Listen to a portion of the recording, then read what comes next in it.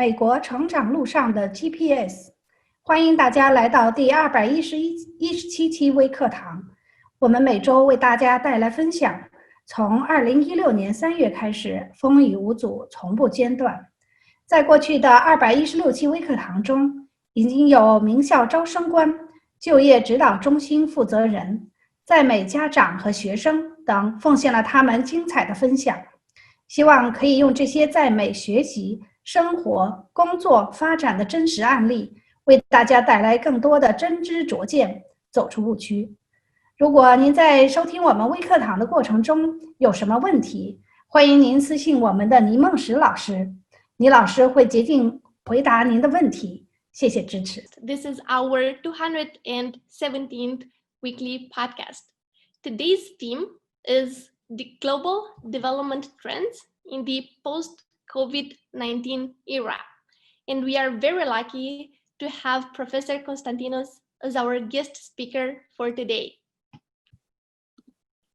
Let me first introduce our company. Harmony Plus is an official partner of leading universities and institutions in the United States, such as UC Berkeley, Stanford International Research Institute, and San Jose State University.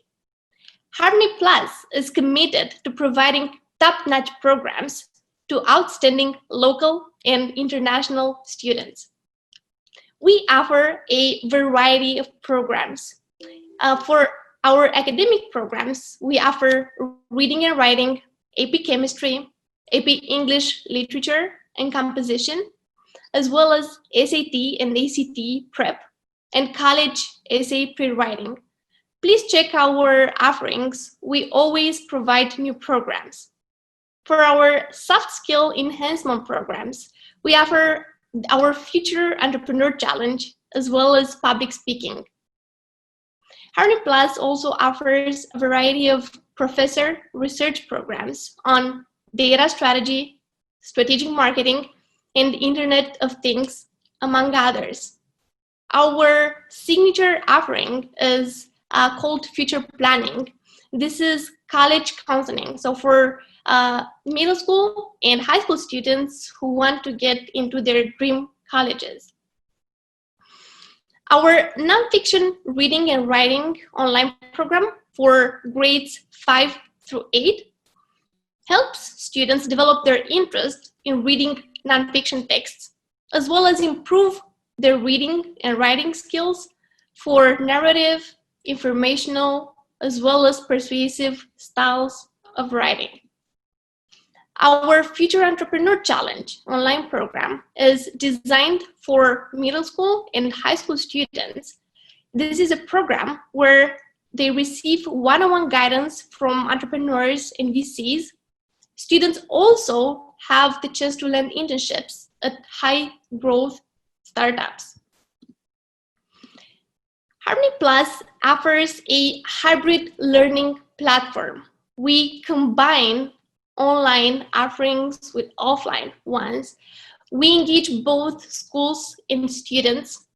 We teach theory, but we also create the opportunity for students to practice, and we combine education with service.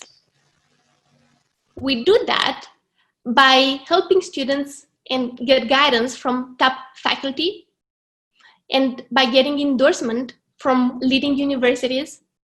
By taking our programs, students build competitive advantages and enjoy continuous improvement. All right, and now it is my absolute pleasure to introduce our guest speaker for today, Professor Costantinos. Professor Costantinos is a senior United Nations policy advisor in New York and Africa. He participated extensively in streamlining government policies on private sector development and structural transformation in Africa.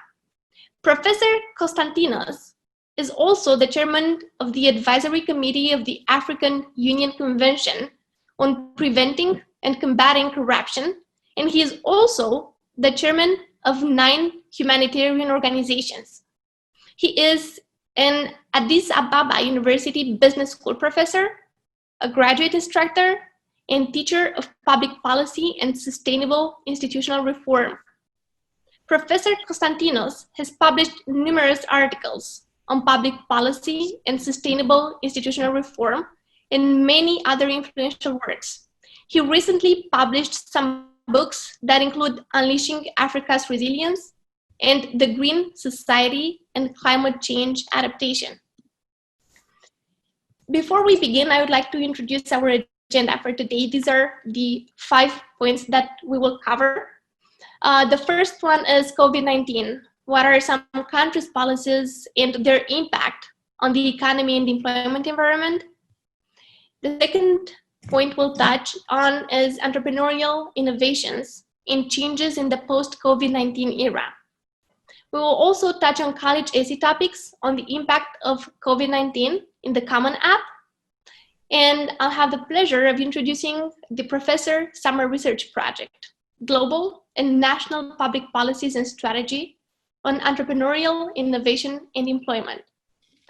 We also will have time at the end for a Q&A session, but if you have questions, feel free to write them in the chat and I'll make sure I'll ask them after the session. All right, Professor Costantinos, such a pleasure to have you here today. Thank you to be here.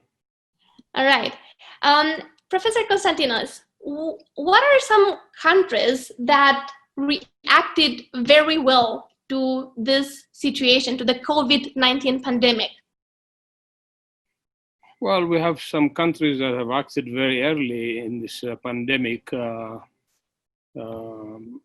is listed, Iceland, Denmark, Germany, Finland, New Zealand, Singapore, and South Korea.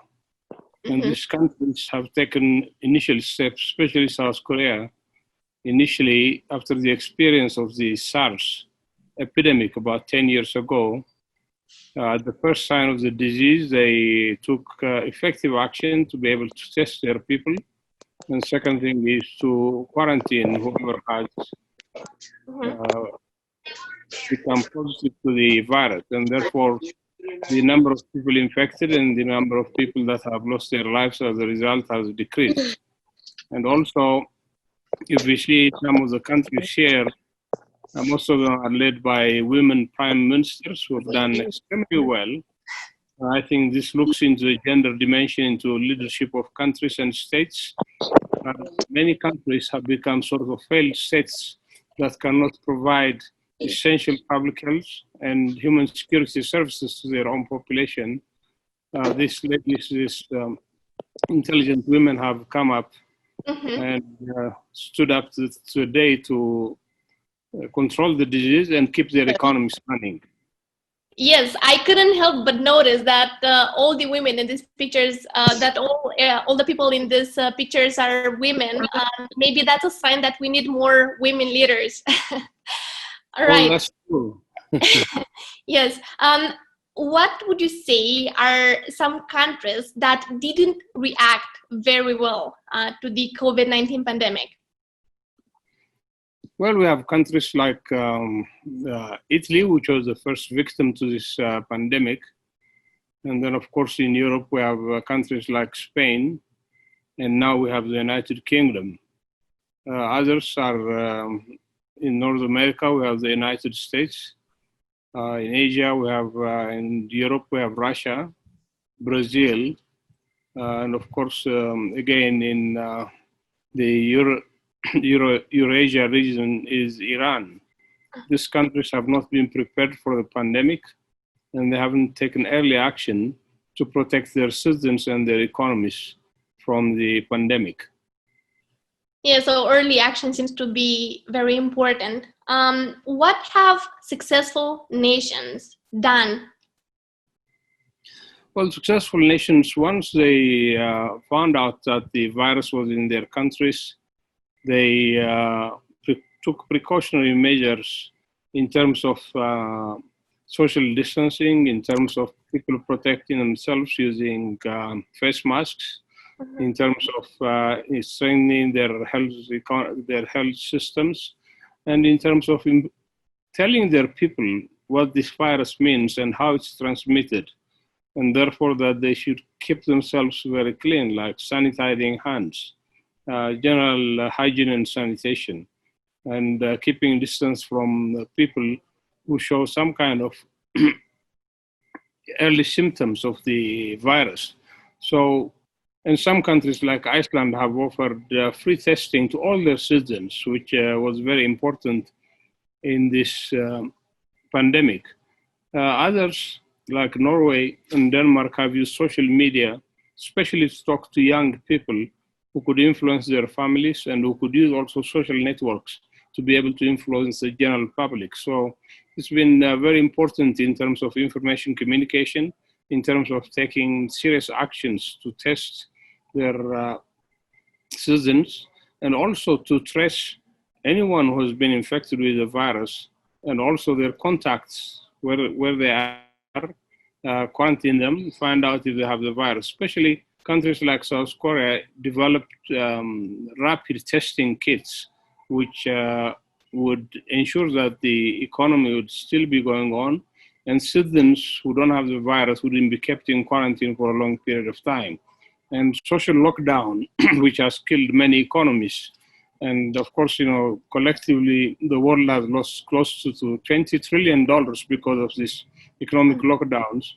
But this has been very important. Again, what we've seen in China is that as soon as the government was aware of this, they came up with a response where they took measures to stop the spread of this virus among the general population. Yes, that is fantastic. So I can see here that some countries used social media influencers in battling this coronavirus crisis. This is quite innovative for governmental institutions. Can you touch more on that? Maybe that could inspire other governments to do the same. Okay. Yeah, well, you see, the main reason we put so much emphasis on social media is social media collectively would have now more than 3 to 4 billion people following it globally. And it's not only a single country, but global audience using this social media would also be listening to this information and to this knowledge that comes from other countries. And I think the most important thing in this arena is especially where we see that countries are not cooperating very much, in fact, closing their borders and keeping their medical equipment back home, not to be exported. Universities and research institutions have been cooperating so much that much of the information is coming out on social media. So social media like Facebook, Twitter have been very, very useful in disseminating the information, because many people use the social media for personal purposes, for social purpose. But when it comes to this pandemic, the idea that the prevention part of this pandemic was clearly coming out from social media, especially in terms of personal hygiene, in terms of protecting oneself, in terms of the kind of research that's coming out on how this virus is transmitted from one person to the other person.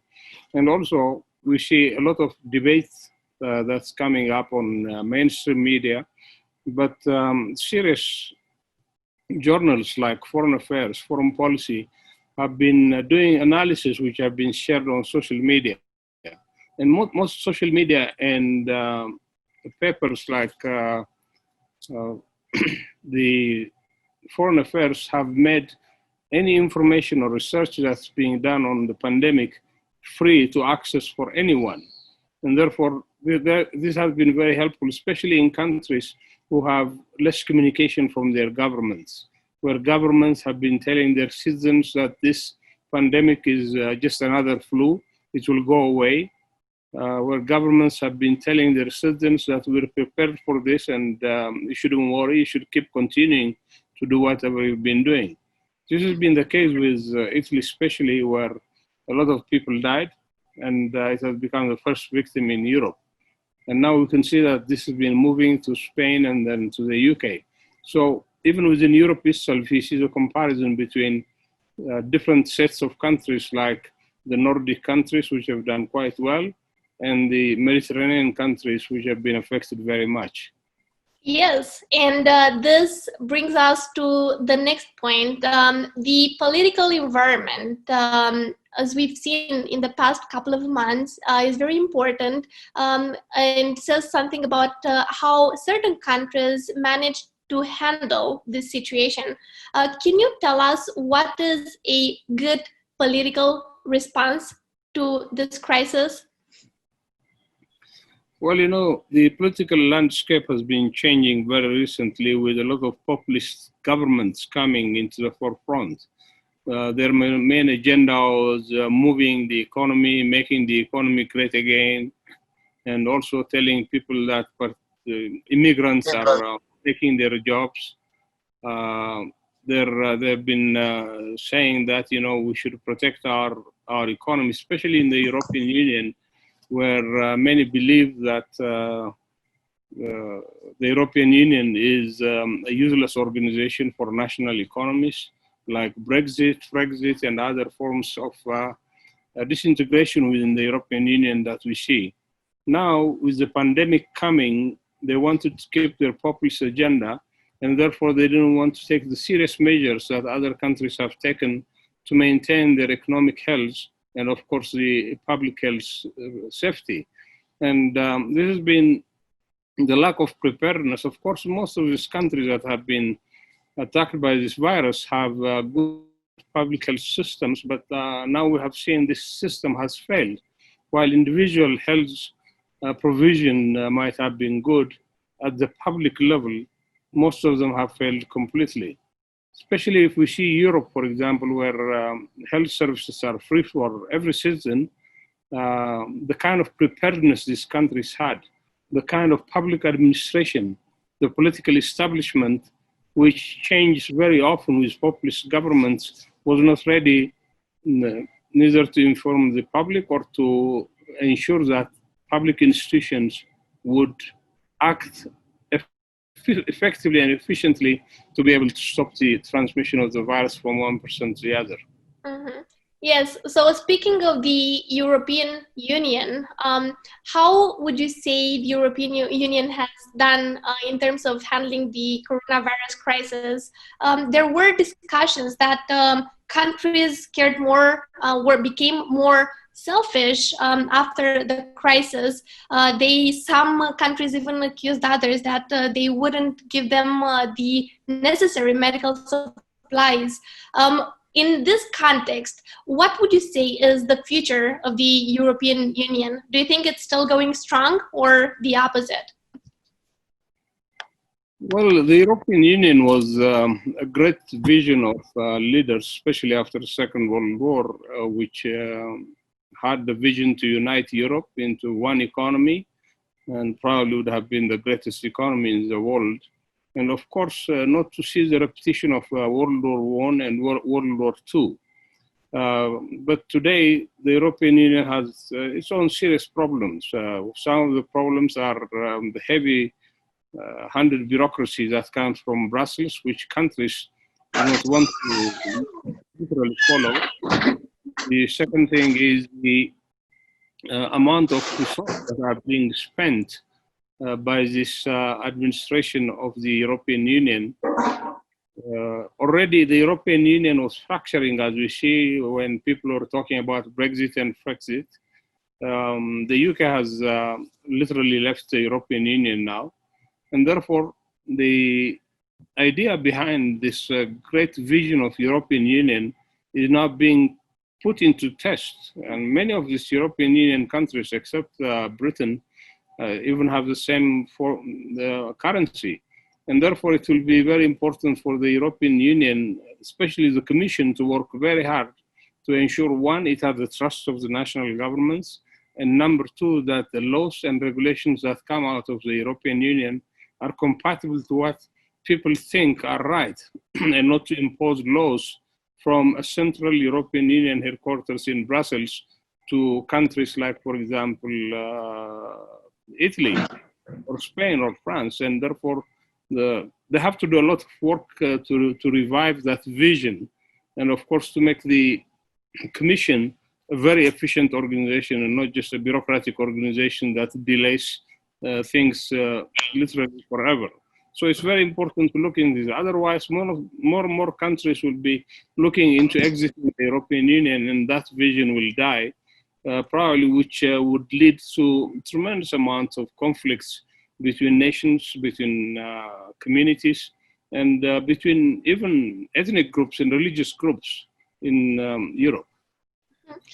Yes, let's see if the European Union will pass this important test or not. I'm also wondering, what's your opinion on the World Health Organization's response and approach to on handling this crisis?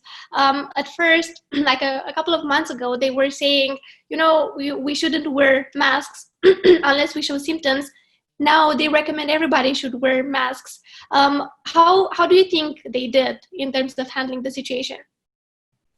Well, you see, the World Health Organization is a United Nations organization, and the UN organization is ruled by the member states. So like the Security Council, where we have in the United Nations, or the UN General Assembly, they have the final say on what the Secretariat of the United Nations can do.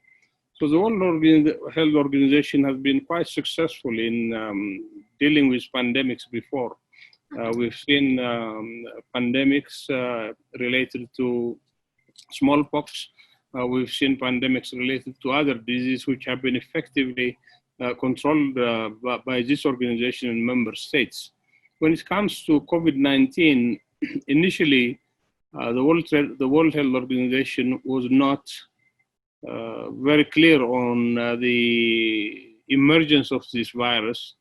And then, of course, once the emergence was declared by a member state, the World Organization, within 5 days, the World Health Organization had told all its member states that this is a dangerous virus, and the states have to take measures, especially in terms of social distancing, in terms of personal hygiene, and preparing for the pandemic, their health systems. Of course, the messages that have been coming from the WHO are contributed by an international health committee that is outside the World Health Organization Secretariat. Of course, these are scientists, these are professors from different organizations, these are people working in major pharmaceutical companies who undertake this kind of assessment. Even to declare something a pandemic is within the remit of the World Health Organization, but it has to wait until the specialized committees would recommend such an action, because declaring a pandemic means the closing down the world economy to whatever degree. So especially when it comes to using masks, I think that's been a mistake.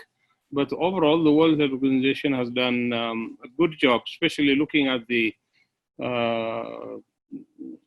this week's World Health Organization Assembly, which was done on a video.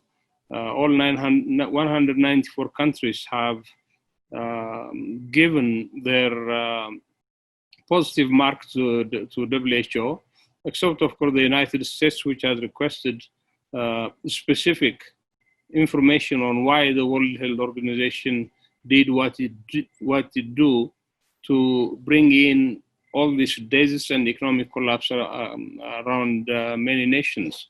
We can see still, for example, countries like Brazil, where we have more than 10,000 days, and also the president still talking about a flu that's going to go away. So WHO itself had very serious problems. Any UN organization cannot force itself on any nation. These are member nation organizations which have to take decisions collectively, and whether countries have to follow them or not is their own response and their own responsibility. I see. All right. What would you say are some challenges posed by the pandemic? Well, I think initially what we see is social collapse. Civilizations in history have been coming up and collapsing, and you can talk about the Roman Empire, the Ottoman Empire, the British Empire, and of course now it is the globalization. under globalization, there was a rapid transformation in terms of economic interaction, in terms of social interaction, movements of labor and expertise, and movements of money. Trillions of dollars are transferred every second on the global platform, on the internet. And therefore, now one of the biggest problems might be social collapse, especially what the pandemic has done is if you see Italy and Spain, where elderly people who fought to free Europe and who've been paying taxes all their life to build the society they have built now, have been denied of medical attention. And therefore, this kind of social collapse is one of the biggest problems. The second problem is, of course, economic collapse. Countries are going to look into many years before they can come back to the pre-COVID-19 situation in their economic development. Already, you know, many countries have not succeeded to come out of the 2008 financial crisis. You can name, for example, Greece, which has been really struggling with its economy. But now, with this pandemic added, of course, Greece has done comparatively very well when it comes to dealing with the pandemic, but it's going to be a very serious economic consequence. I see. What are entrepreneurship is extremely important, and to a certain extent, many people had to hit the pause button, right? Due to the coronavirus crisis. How do you think the future of entrepreneurship looks like in the post-COVID-19 era? Well, you see, entrepreneurship is always alive. And it will remain alive. It's the base of economic development. If we look into many economies, you might see some billionaires that are mentioned in the news, but the backbone of most economies is based on entrepreneurs. And therefore, I think entrepreneurs will find new ideas that would bring them out of this effect of the pandemic or the impact of the pandemic. And therefore, I see entrepreneurship is profit-driven innovation. But when we talk about innovation, most innovators don't even innovate for profit purpose. This is a kind of vision and mission in life which brings them to this. But if you see some real-life examples like Uber, Lyft, Airbnb, that have come out very late in the new century. And if you look at Amazon and other companies that have made a lot of money during this pandemic, in just 8 weeks, they have claimed something like more than $360 billion. Because now, since people are locked up in their homes, they're going to use these institutions to be able to get delivery of whatever things they need. And therefore, more entrepreneurs will come now to challenge the impact of the pandemic with new ideas. So I believe the world will get out of this as a winner. All right, let's hope so. My next question is related to the travel industry. So I read the statistics according to which about 10% of the world population was employed in, was working for the travel industry. Now, again, with the pandemic, everything had to hit the pause button. People are not traveling almost all these days. What do you think is the future of traveling? Well, you see, the travel industry, most of the time people look into the airline industry, but the airline industry is connected to many other industries. It doesn't only transport people, but it also transports cargo. And then you have travel agents, airport staff, and then, of course, you know, many of the services that are related to getting people into the airport and out of the airport. All international investments have been affected because people cannot travel anymore. So the damage to the airline industry might be about $400 billion so far. But the collective damage to national economies is very bad. Some African economies where, Ethiopia, my country, the airline used to contribute almost $4 billion to the GDP, but this is gone now. So this is very concerning. What I see on a positive trend is like Austria has started airport checking of the virus, where they do testing.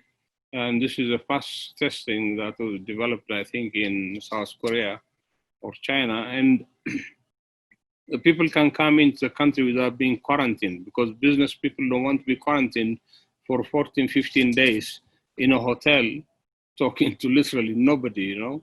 So this is, I think, an important innovation.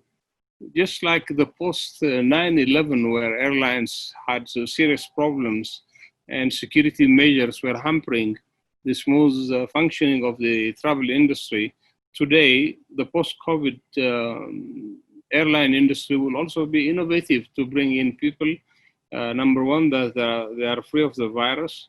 Number two, that adequate protection will be undertaken to ensure that the virus is not transmitted through transport mechanisms from one country to the other country. Mm-hmm. And to ensure that the virus is not transmitted, I have heard discussions that some countries are considering introducing an immunity passport. So if you can prove that you're immune to COVID-19, you can travel. Otherwise, some countries will not allow you to enter these borders. What is your stance on this? Well, that's going to be very difficult, especially with countries that do not have well-developed systems to provide such an immunity passport. Is going to be very difficult. And now the world is probably it's a one market. Much of the inputs into the industrial heartlands of Asia, North America, and Europe are coming from poor nations. For example, petroleum products, minerals that are necessary for making different industrial products. So if you look at the lithium, for example, it's produced in the DRC, Democratic Republic of Congo, which is not a very stable country. It's still at war. Different warring factions still fighting. By the way, it would be the richest country in the world in terms of the mineral wealth it has. It's considered to have $34 trillion worth of minerals. These are coltan, which we use in every phone that we use, in every computer that we use. They have lithium now that's used in electric cars, gold and others. So this is an important issue that must be looked into in terms of getting an immunity passport. I think the best way to do this is to ensure that there are testing equipment available at airports so that people will be tested before they go into the plane and as soon as they come out of the plane. Yeah, that seems to be essential.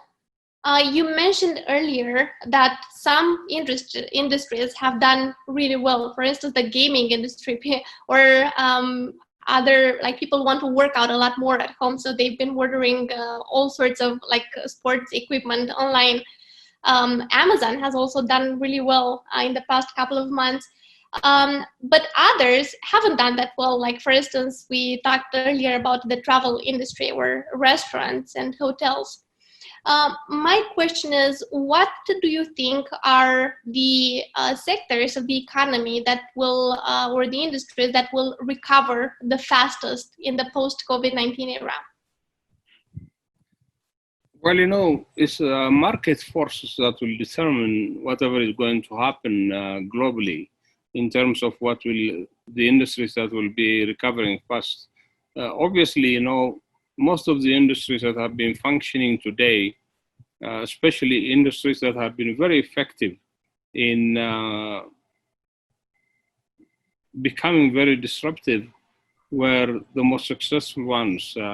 People, when they buy things now, they see at quality, at price, and of course the ease of accessing the material they want to buy.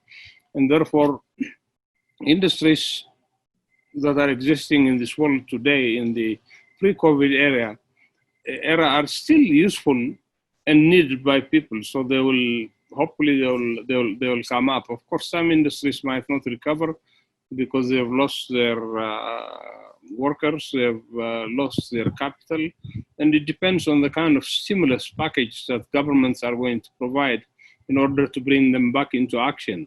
And I know the European Union has put something like $3.5 trillion.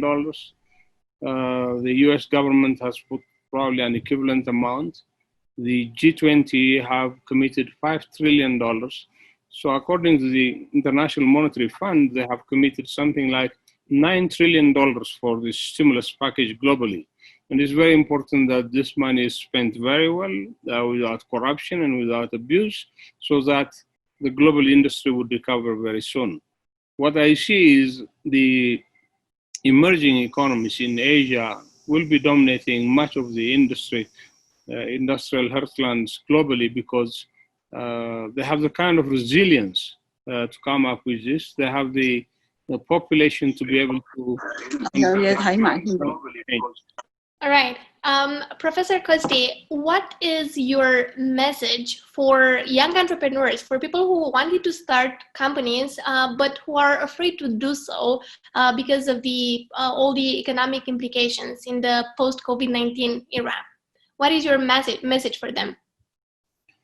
Well, all young people now will have to look into what are the possibilities. If we look into this, what you call evasive entrepreneurship or disruptive innovation, like Microsoft, Apple, all of them, Facebook, they were started in a garage in a very small way, because they found the key area for this.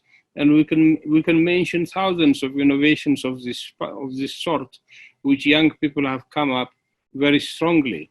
So this is an important issue where young people are not going to look into what they are getting in terms of formal education, but also to think about how they can change the world, how they can change themselves, and also how they can change the way of doing things in terms of simplifying it, in terms of bypassing public policies that are not amenable for entrepreneurship in different countries. So these young people have to really sit down and think about what's going to be done. And of course, by now we have the technology to join in different kind of discussions, and therefore they can put up a platform within which they communicate to come up with innovative ideas. And eventually, at least 9 out of 10 might fail, but one of them will be a very successful process. In other cases, we can see that huge industries are now breaking up into smaller units to be able to produce some kind of economies of scale in terms of the social acceptance of the products. So it's very important for governments to look into public policies that would make people more productive, to be putting more resources and budget in, like the Japanese did after World War II. They created the Minister of Innovation and Technology, or I don't remember the name now, but they financed all these giant companies you see today, Mitsubishi, Toyota, and others, to come up to where they are. And I think a combination of good public policies and creative young people will bring in new innovations, which will be the new arena for competition between different countries. Right. Thank you so much, Professor Costi, for such an insightful conversation. I think this is useful for everyone, both for adults and for younger adults. We noticed that more recently, students who want to apply for colleges have had to answer a different question that is related to COVID-19. And I'm quickly gonna share one of these questions with everyone. Community disruptions such as COVID-19 and natural disasters can have deep and long-lasting impacts. If you need it, this space is yours to describe those impacts. Colleges care about the effects on your health and well-being, safety, family circumstances, future plans, and education, including access to reliable technology and quiet study spaces.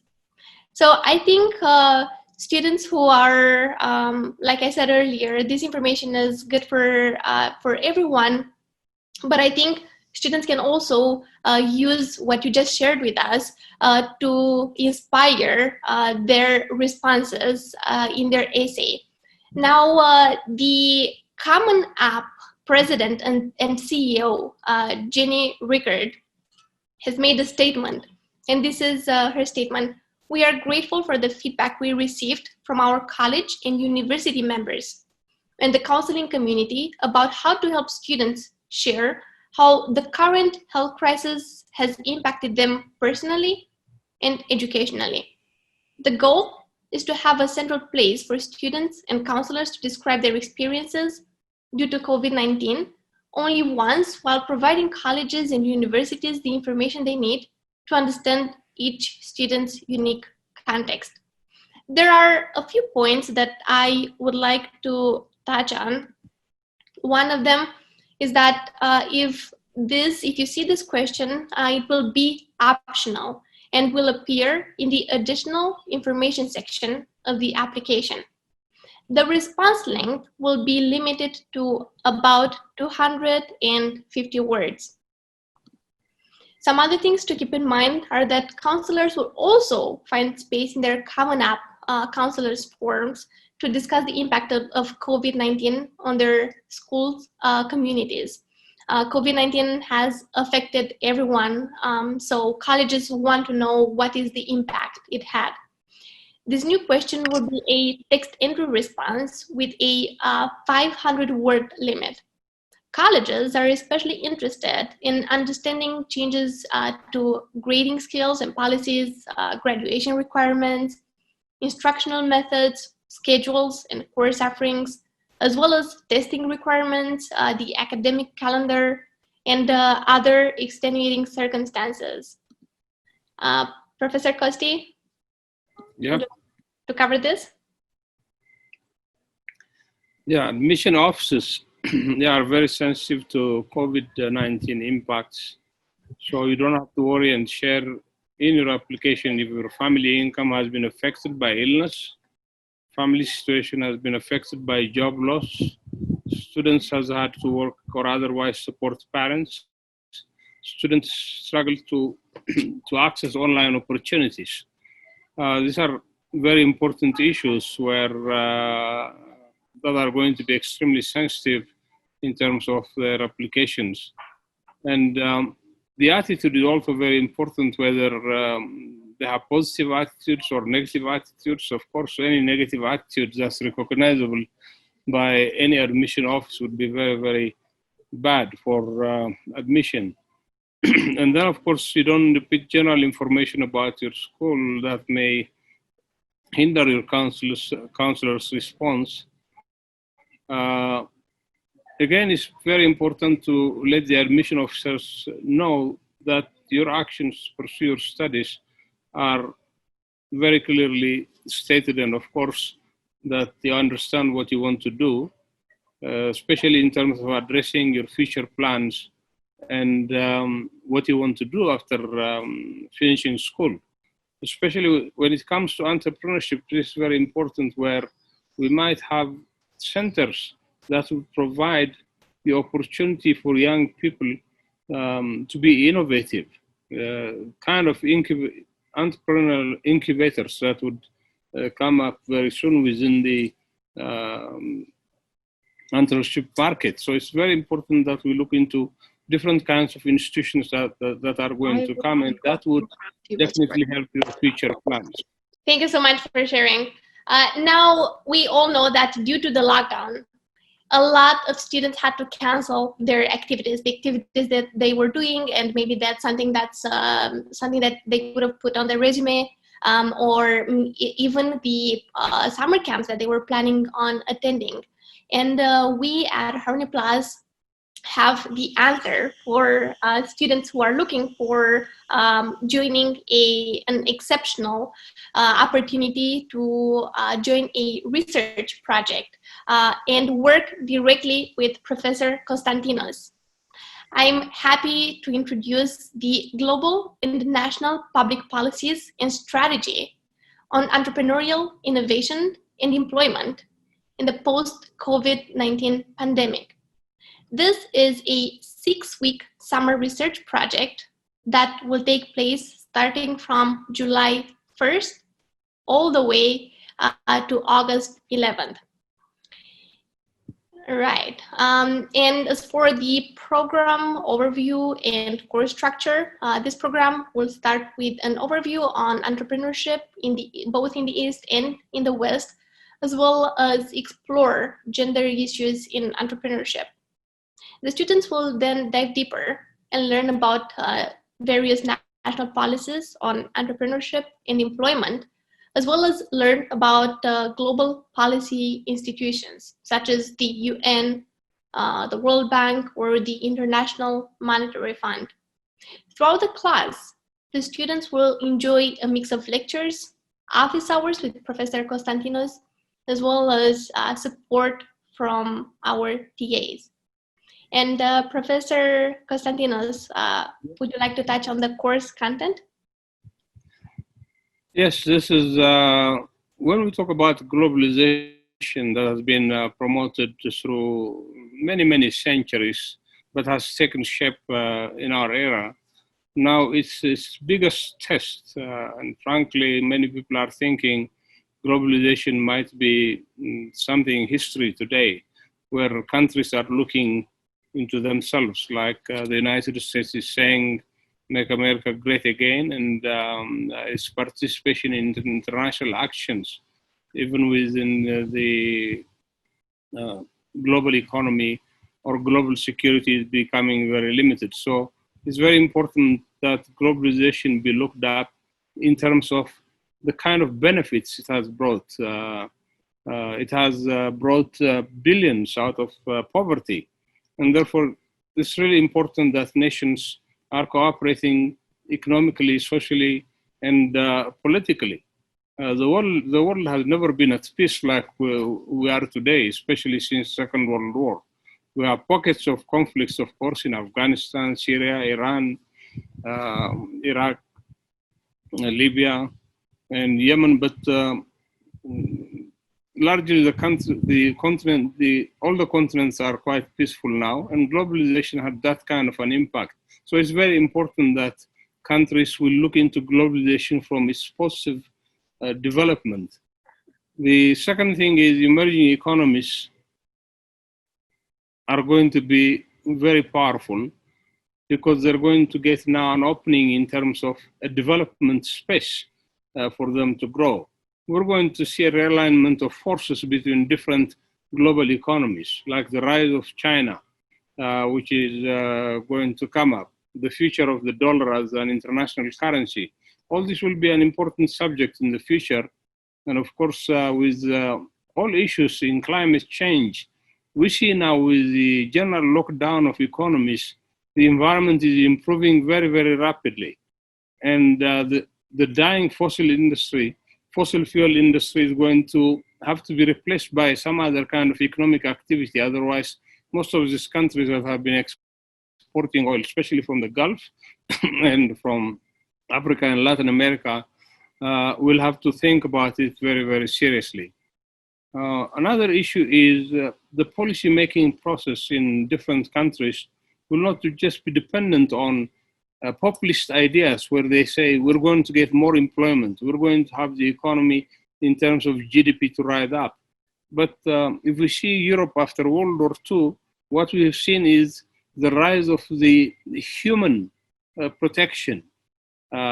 This, what you call social democracies and Christian democracies, brought a kind of human welfare that was unprecedented in history that continues to be there. But we see countries like Hungary now that are going away from this and accepting the populist agenda, which the European Union has condemned very seriously. So the policy-making process must be a process in which the population is very happy about them, and that people that are elected to govern any nation and people must listen to their own people. So generally, the course content will be focusing on these three areas where we have the information coming in and students can make their own analysis of this. And of course, at the end, we'll have the presentation of the students' capstone project, which will show the students' capacity to articulate the kind of agenda we've been discussing in this course. Yeah, this sounds so interesting. I wish I was younger so I could take your class. Now, in terms of the benefits of joining the program, by the end of the program, the students will have an in-depth research paper. They will have worked on their presentation skills, and they will have a project they can add to their resume. At the end of the project, students will get a certificate of completion, and the top students will get recommendation letters from Professor Costi. So if you're interested in joining, or if you'd like to learn more about the program, please don't hesitate to contact us at 650-409-9999 or email us at info@harneyplus.org. You can also scan the QR code to contact us on WeChat. All right, and now let's move on to the Q&A session. One question we have, Professor Costi, is some states in the United States are opening their economy. How should we respond to this? Especially about, I think, especially regarding the cross-state traveling. Well, I think there are already good practices when it comes to opening up economies from the countries that I have mentioned earlier. And therefore, we can learn from them. The kind of precautions they have taken so far, the testing the population, social distancing, in terms of reconfiguring the place of work and the kind of travel that people are going to undertake, the kind of congestion. In New York, for example, when you go to work in the morning, the light rail is full of people breathing on each other, and therefore it's going to be important for people to have some kind of space among themselves. But definitely, these have become more political than health or economic oriented, because there is an election coming in the United States, and every governor, senator, congress people, including the president, are trying to show that the economy is good, because basically the parameters for election in the United States are dependent on certain issues, and health might not be the biggest priority. But the point is, those states might have sorted out that they are definitely sure that they can protect their population, that they can reduce the number of infections, and they can take care of those infected people more efficiently to a point where the number of new infections and deaths could be avoided. But this will depend on the situation in every state and in every community. Where we have communities that do not have social congestion and high population, urban populations, then it might be different from states communities where you have, for example, agricultural development, where people have more space to be able to function more freely, and the contacts between people are very limited. Right, excellent. Another question we have is, do you think Trump's response to the coronavirus crisis has challenged the legitimacy of US's global power? Well, it has. In a way, it has, because definitely when we have such pandemics coming up in the 21st century, it's very sad. If this had happened, for example, in Africa or in Latin America or in some parts of, let's say, South Asia, people would have understood, because the health systems are very at the developmental stage. The governance systems are not so refined. But such a pandemic happening in OECD countries, highly industrialized nations, it brings in a new thinking that states have failed in their primary task of protecting their own citizens. And I think this brings the whole issue of failed states. What you call failed states is that these are states that cannot provide public goods to their own population. And therefore, it's very important that states would have to take their responsibility. Government is not just a promotional institution for the private sector, but it has a responsibility to protect the country and the well-being of its citizens. So when you hear that you don't have respirators and other kind of equipment in the United States, frankly, people ask serious questions. A country with the biggest economy, with the biggest technological development, the debate that you see between the president and state leaders is just amazing. It's something new for global governance to understand and learn and see how states can really back up themselves so that such pandemics will never happen again.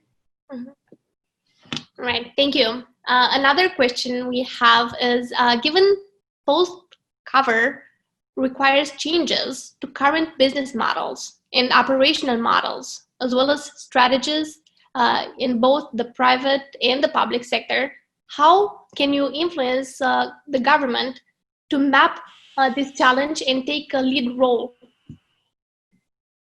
Well, you know, this has been happening throughout history, especially in the 19th and 20th centuries. With the introduction of the assembly line, industry was completely transformed. So basically, since the first industrial revolution, we're now in the fourth industrial revolution, where we have transformed the third industrial revolution into a new kind of information age industrial revolution. So that will transform itself, because the kind of innovations that will come from entrepreneurs are the ones that add up to that innovation and transformation every day. Governments can only catch up with policy change. For example, we talk about stem cell research in many countries to be able to replace human organs for people who've been sick, for example, who need a kidney. The point is, there are religious aspects to this, there are social aspects, there are cultural aspects, and some countries say we cannot do it, other countries, they're doing it. And therefore, it's very important that countries develop policies of this nature, and global governance institutions like the United Nations should be able to have hubs, not just for supporting and helping countries and peoples, but also global innovation centers that would feed into national public policies that would influence a way country should manage its own people. Of course, constitutions are written, literally on stone unless we have amendments for them. But with these policies, people are talking about population policy today. People are talking about innovation policies. People are talking about sharing information across the globe to be able to bring in new ideas to develop humanity's resilience to the different sectors we have. Climate change is a global challenge that we have in our hands, and therefore countries should come together. They have intelligent people, they have universities, they have academic research institutions, and they have also community leaders who can forge a new era for the global cooperation. Otherwise, such pandemics are coming. We talk about nuclear war. The world has been preparing for a nuclear war for many years, but that didn't happen. But the single virus now is challenging the international community. And this is what governments have to understand in their public policies, is that how do we manage such emergencies without the loss of life, and without the economy being devastated. Professor Costi, thank you again so much for joining us for an insightful conversation. Happy Saturday night. It's Saturday night there, right? Thank you. Well, right. It's almost night here, yes. Okay. Bye. Thank you so much. Have a wonderful night and have a wonderful day, everybody. Everybody, thank you so much for joining us. I hope you enjoyed this conversation as much as I did. Thank you. All right. Bye-bye.